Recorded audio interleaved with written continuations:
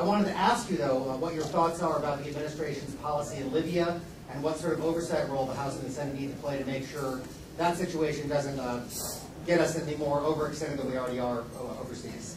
Well, two things. I'm a hawk. I supported the Iraqi war. I think it was the correct thing to do. But this deeply disturbs me. I do not support the war in Afghanistan because there's no way you can be successful in that arena.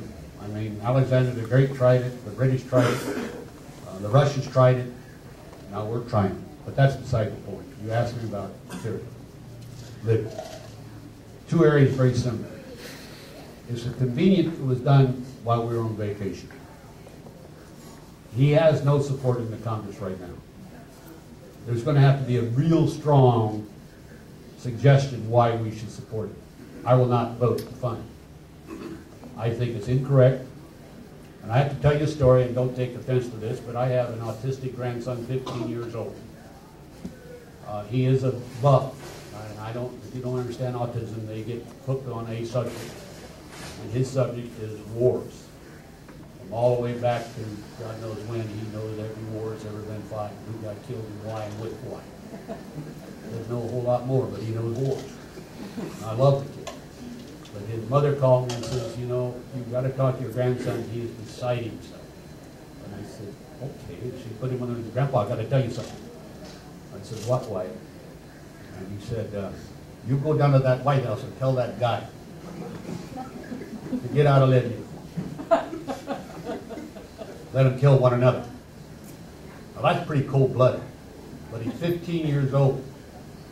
What he's saying, there's no way we should be involved in that. A no-fly zone is different when you start taking sides and bombing the arms and everything else. Then you're involved. And he didn't consult anybody.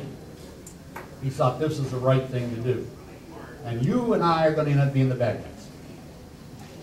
And I'm not going to put another troop on the ground in that area when we're not doing it to win a war. This is where I'm a hawk. I do not like the rules of combat. I really despise them because our troops have been put in a position of not being able to really do what they've been trained to do because they may be charged. Yes, we have some bad ones. We know that. That's been in every conflict. But I can't imagine us in World War II that you couldn't fire upon an established area where they were in hiding, even though it was a church of my faith. We eliminated the enemy. You can't do that anymore. It's not fair to my young people. Either you let them do the mission they were charged with. In this case, I don't know what the mission is.